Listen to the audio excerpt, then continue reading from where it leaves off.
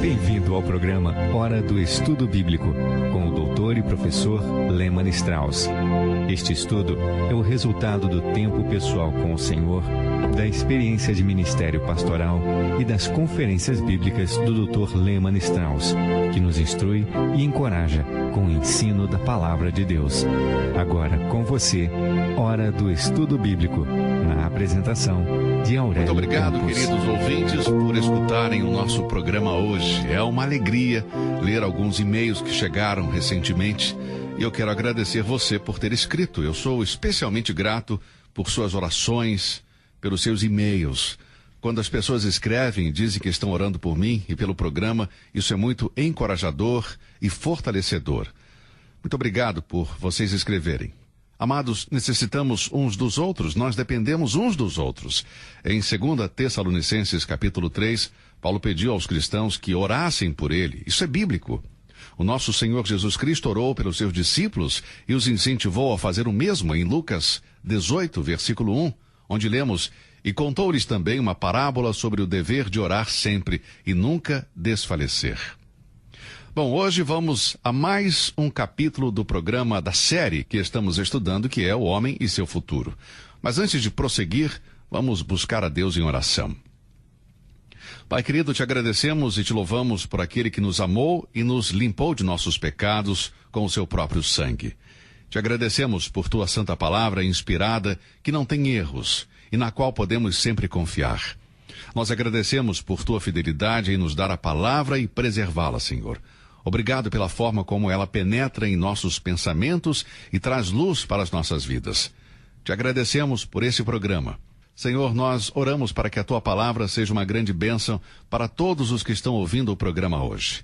Nós oramos em nome de Jesus. Amém. Estamos estudando sobre o tema Vida após a Morte. Em Hebreus 9, 27, lemos: "Aos homens está ordenado morrerem uma vez."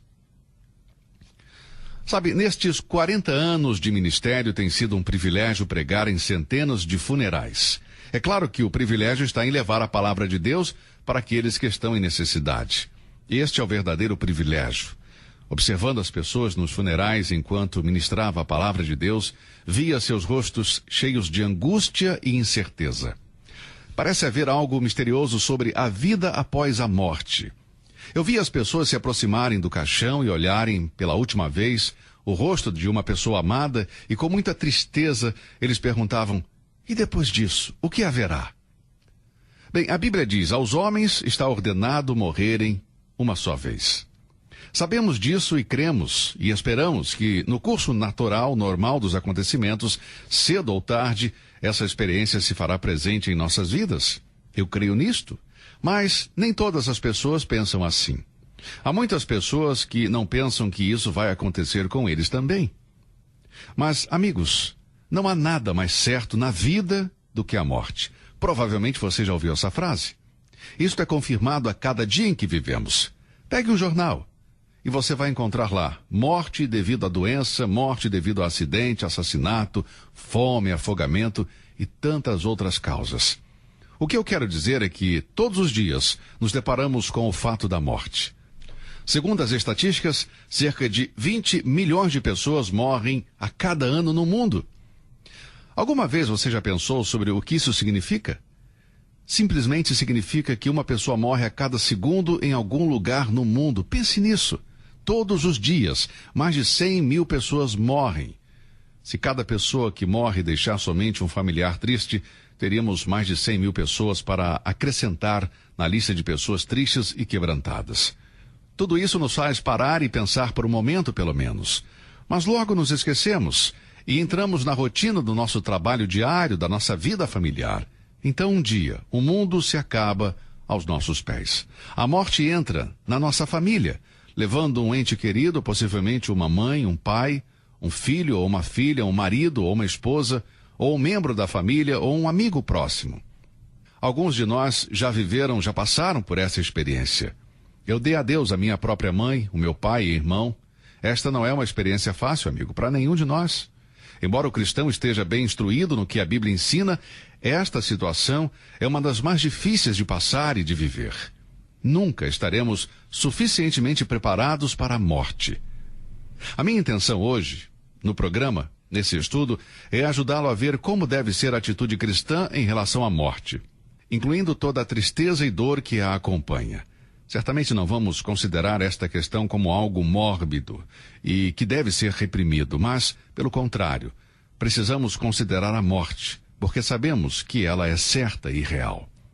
Agora, se você sabe que vai acontecer, então, por que esconder a cabeça na areia como se nada fosse acontecer? Eu tenho um propósito com esta mensagem que é de ajudá-lo a ver o que acontece com aqueles que morreram e tentar mostrar algumas coisas que Deus tem para nós, que ficamos aqui na terra. Como podemos ver, amado, para o cristão a morte tem um lado brilhante. Mas temo que poucos filhos de Deus podem ver este lado através do véu das lágrimas. O temor e o aguilhão da morte ainda permanecem mesmo entre os melhores filhos de Deus. Apesar de vivermos a cada dia o calor da verdade bíblica, ainda assim sentimos o frio da morte. Possivelmente, isso ocorre porque o reino da morte é uma área desconhecida para os vivos. Nenhum de nós morreu e depois voltou dos mortos, por isso não temos conhecimento do que isso envolve. Nós nunca experimentamos o que está além da morte. O apóstolo Paulo teve esta experiência em 2 Coríntios capítulo 12. Em uma visão autobiográfica, ele explica como foi apedrejado até a morte e Deus o levantou dos mortos. Lembre-se que houve 3 ressurreições no Novo Testamento. Nosso Senhor ressuscitou 3 pessoas: o filho da viúva de Naim, a filha de Jairo e Lázaro, irmão de Maria e Marta. Agora, nenhum deles sabia o que tinha depois da morte, mas é claro, eles morreram e não estão aqui hoje para falar sobre isso. Portanto, devemos ir à Bíblia, porque não temos experiência em relação a isso. E apesar de todo o nosso conhecimento, de toda a nossa sabedoria científica, a morte e o que acontece depois dela ainda permanece no reino do desconhecido. Ela é a interrupção de todos os planos e propósitos da vida. Pense por um momento no que você está planejando para o seu futuro. Talvez alguns de vocês não estão planejando para um futuro distante, mas outros estão fazendo isto. Eu somente faço meus planos na vontade de Deus. Tudo o que você planeja para o futuro está sob o controle da vontade de Deus. Eu não sei o que o futuro traz. Não sei o que o amanhã me trará. Mas sei o que acontece hoje. O que eu tenho que enfrentar agora, no presente imediato. Mas posso morrer amanhã. Talvez eu não seja capaz de realizar todos os meus planos para amanhã. Portanto, faço todos os meus planos para o futuro dependendo da vontade de Deus. Mas muitas pessoas não fazem isso. Planejam como se fossem estar aqui para sempre. Quanto dinheiro vão gastar, quando vão se aposentar e como eles vão gastar esse dinheiro na aposentadoria. Não faça isso, amado, fora da vontade de Deus. Sempre que você faz um plano para o futuro, diga, se o Senhor quiser. Porque um dia, estes planos vão ser interrompidos. A morte vai nos interromper e nos separar daqueles a quem amamos, por quem vivemos e trabalhamos. Pode parecer duro falar sobre isso, mas é uma realidade. E muitas vezes torna-se mais duro porque nós não falamos sobre o assunto. Como podemos ver, a morte não é tão fácil de aceitar. Confesso que este foi o meu sentimento quando eu estava perto da minha mãe, quando ela estava prestes a partir para estar com o Senhor. Eu conhecia muitas verdades consoladoras que estavam na palavra de Deus, mas o meu conhecimento nunca antes foi testado. Antes desse momento era um desconhecido teórico, não prático. Creio que sabemos mais coisas intelectualmente do que por experiência própria. Portanto, devemos nos preparar para a morte, seja para a nossa morte como a de alguém que amamos. A maioria das pessoas não querem pensar seriamente sobre a morte até que seja forçado a fazê-lo. Muitas vezes, nestes anos de ministério, eu tentei falar sobre esse assunto com as pessoas e elas diziam, não, eu não quero falar sobre isso, nem sequer mencionar. Eu quero viver o presente, também quero viver o futuro. Sabe, as pessoas não querem levar a sério o fato da morte, mas eventualmente a morte é certa, cedo ou tarde, e se tornará parte da experiência de cada um de nós. E quando isso acontecer, querido amigo, o melhor é enfrentar à luz da palavra de Deus. Certamente é parte da sabedoria estar preparado para esta experiência. A primeira coisa que eu quero que você saiba é que a morte é certa. Isso você já sabe. A morte de um ente querido é uma experiência comum para todos os homens. Talvez eu esteja falando com alguns de vocês que perderam um ente querido recentemente, há alguns dias, semanas ou meses. Sabe, entramos na jornada da vida com grandes esperanças. Estas são muitas vezes construídas sobre planos que fizemos. Nós pensamos em função das necessidades de nossos filhos, a sua felicidade, a sua educação, suas futuras carreiras. Nós pensamos sobre a aposentadoria do nosso marido ou da esposa, mas um dia, de repente, somos repentinamente parados diante da morte de um de nossos queridos. Médicos, cirurgiões, enfermeiros e amigos fizeram tudo o que podiam para salvar sua vida, mas, na perfeita vontade, a morte finalmente triunfou. Ele foi levado para mais longe, e nada nesse mundo pode trazer de volta aqueles a quem Deus levou. E se cremos que o nosso tempo está nas mãos de Deus, eu creio assim, nem você nem eu podemos determinar quando terminará a vida de uma pessoa aqui na Terra. A morte é certa para mim e para você, para cada um de nós. E Deus, que nos dá a vida, é quem determina quando esse momento chegará. Quando eu estava pastoreando minha igreja, minha primeira igreja, uma jovem mãe que tinha aí pelos 40 anos, morreu de repente. Aparentemente era uma mulher saudável. O médico disse que ela morreu de ataque cardíaco. Estava subindo as escadas e quando chegou no fim, caiu da escada e morreu. Sabe, o marido dela, profundamente comovido e entristecido, aceitou isso como um ato da vontade de Deus. Mas havia 3 filhos adolescentes. E estes 3 jovens ficaram confusos, perguntando por que a sua mãe, a quem eles amavam tanto e dependiam cada dia, por que ela lhes foi tirada? Sabe, levei semanas aconselhando em casa, com a Bíblia aberta, antes que eles pudessem compreender a vontade de Deus, que é indicado para homens morrerem uma só vez, e que Deus, e só Ele, pode definir a hora da morte. E mais ainda, que Deus nunca age sem razão, sem propósito. Quando Deus permite que a morte leve um dos nossos entes queridos, Ele tem um propósito que é sempre para o nosso bem e para a glória dEle. Amados, devemos crer nisso. Romanos 8:28 diz: E sabemos que todas as coisas contribuem juntamente para o bem daqueles que amam a Deus, daqueles que são chamados segundo o seu propósito. Um por um, pôde entender isso.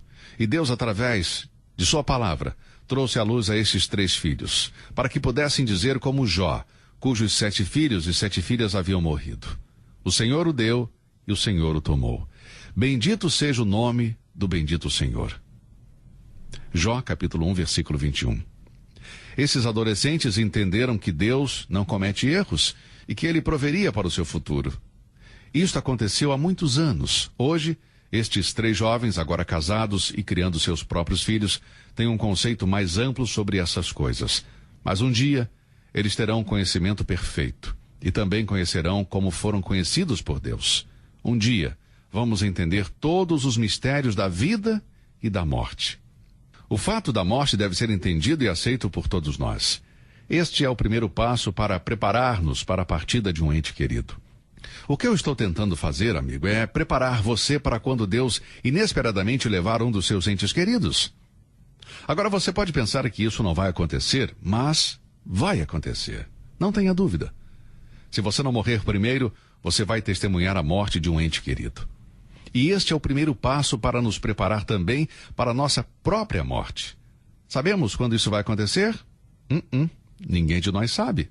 Em Tiago 4, versículos 14 e 15, lemos: Digo-vos que não sabeis o que acontecerá amanhã, porque que é a vossa vida? É um vapor que aparece por um pouco e depois desvanece. Em lugar do que devias dizer, se o Senhor quiser, e se fizermos, faremos isto ou aquilo. Seja qual for o objetivo em que você está envolvido agora, nesse momento, amigo, é melhor incluir pelo menos a possibilidade da morte. Escreva isso aí na sua agenda hoje. Se Deus quiser. Nós somos humanos, criaturas morais, e a única coisa certa na vida é que mais cedo ou mais tarde iremos morrer. É possível que alguns de vocês que estão ouvindo agora irão experimentar a morte de um ente querido em um futuro próximo. Talvez agora alguém receba um telefonema dizendo que um ente querido morreu de repente. Eu quero ajudá-lo a preparar para isso. vamos ver alguns dos termos bíblicos usados para explicar a morte. Exatamente o que é a morte. Tudo que podemos saber sobre a vida e a morte está na Bíblia. Religiões não cristãs têm ideias estranhas e fantasiosas sobre o que acontece após a morte, mas a palavra de Deus tem a única resposta verdadeira. Rejeitar a palavra de Deus é rejeitar o verdadeiro conhecimento e toda a esperança. Aceitar a palavra de Deus é conhecer os fatos estabelecidos divinamente, e isso nos dá a paz que excede todo o entendimento. No Novo Testamento existem diferentes palavras usadas para descrever a morte de um cristão. Apesar de serem figuras de linguagem, elas nos ajudam a entender o que acontece no momento da morte. A primeira palavra que vamos ver é a palavra dormir. Esta palavra não se refere ao sono do espírito ou da alma, mas apenas ao corpo. Lembre-se sempre que a parte espiritual do homem nunca está em um estado de sono ou inconsciência. Nossos corpos morrem ou descansam na sepultura até o dia da ressurreição. Agora, deixe-me repetir isso. A palavra sono ou dormir nunca se refere à parte espiritual do homem. A parte espiritual nunca cai em um estado de sono ou inconsciência. Fomos criados por Deus para uma existência de consciência eterna. Você que está ouvindo o programa agora estará consciente por toda a sua eternidade. Quando nosso Senhor soube que Lázaro havia morrido, ele disse aos seus discípulos em João 11, versículo 11, Lázaro, o nosso amigo, dorme, mas vou despertá-lo do sono. Os discípulos não entenderam que o Senhor estava usando a palavra dormir figurativamente e, portanto, disseram em João capítulo 11, versículo 12, Senhor, se dorme, estará salvo. Em outras palavras, eles disseram, Senhor, se ele está dormindo, então irá acordar em breve. Eles não tinham entendimento que o Senhor usou a palavra dormir para referir-se à morte do corpo. Então, nos versículos 13 e 14, ele deixa bem claro. Mas Jesus dizia isto da sua morte. Eles, porém, cuidavam que falava do repouso do sono. Então Jesus disse-lhes claramente, Lázaro está morto. Agora, observe o que o Senhor fez aqui. Pegue aí a sua Bíblia e leia João capítulo 11, versículos de 12 a 14. E observe que o nosso Senhor usa a palavra dormir e morte como sinônimos. Quando estes queridos, que são filhos de Deus, morrem, seus corpos estão simplesmente dormindo, ou seja, deixamos que o corpo descanse enquanto espera o dia da ressurreição. 1 Coríntios 15, 54 diz, E quando isto que é corruptível se revestir da incorruptibilidade, e isto que é mortal se revestir da imortalidade. Quando Estevão, o primeiro mártir da igreja cristã, testemunhou a respeito de Cristo diante dos líderes na sinagoga, ele foi morto. Esta mensagem levantou ódio em seus corações porque eles eram inimigos do Senhor Jesus. Atos 7, versículo 59 diz que apedrejaram Estevão e ele disse, Senhor Jesus, recebe o meu espírito. Este foi o último momento de Estevão na terra. Ele era um filho de Deus e sabia que seu espírito iria imediatamente estar com o seu Senhor. As últimas palavras do Senhor Jesus na cruz foram, Pai, nas tuas mãos entrego o meu espírito. Lucas 23, versículo 46. Estevão aprendeu essas palavras do Senhor Jesus, que estar ausente do corpo é estar presente com o Senhor. 2 Coríntios 5, 8. Por isso Estevão orou, Senhor Jesus, recebe o meu espírito. Lucas escreveu isto em Atos, capítulo 7, versículo 60. E, pondo-se de joelhos, clamou com grande voz, Senhor, não lhes imputes este pecado. E, tendo dito isto, adormeceu. Sublinha aí a palavra adormeceu. Literalmente significa que ele dormiu, porque a morte é a separação do espírito do corpo do homem. A palavra de Deus contém outras referências em que a morte dos cristãos é expressada pela palavra dormir. Pelo menos 13 vezes a palavra dormir é usada para a morte do corpo e a morte do crente em Cristo. Algumas dessas passagens são, anote aí, Mateus, capítulo 27, versículo 52, João 11, versículo 11, Atos 7, versículo 60, Atos 13, 36, 1 Coríntios 11, 30, 1 Coríntios 15, 6, 8 e 51, 1 Tessalonicenses 4, versículos 13, 14 e 15 e 2 Pedro 3, versículo 4. É evidente que isto refere-se apenas ao corpo, porque a palavra ressurreição é usada apenas para se referir ao corpo. Daniel 12, 2 diz: E muitos dos que dormem no pó da terra ressuscitarão, uns para a vida eterna e outros para vergonha e desprezo eterno. De todas essas passagens podemos obter o consolo no momento da morte.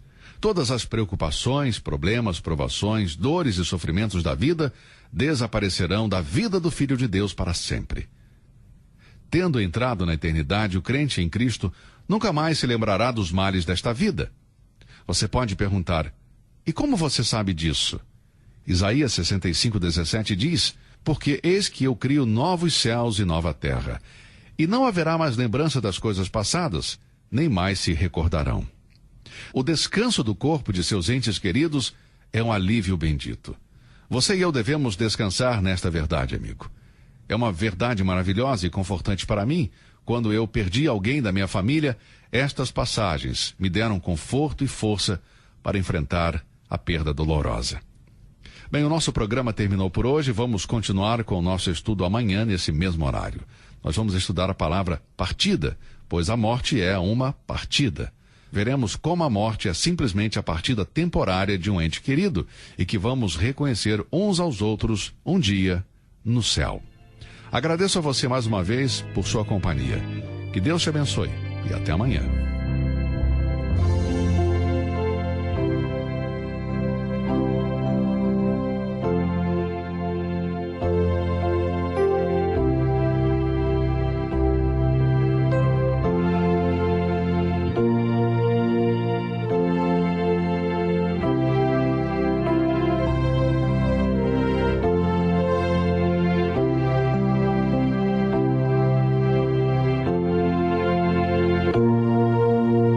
Você ouviu Hora do Estudo Bíblico, com o professor e doutor Leman Strauss, na apresentação de Aurélio Campos. Se você deseja ouvir novamente esta mensagem, visite a nossa página na internet, www.bbnradio.org. Fica o convite para você nos acompanhar amanhã, neste mesmo horário, aqui na BBN. Hora do Estudo Bíblico é uma produção da BBN.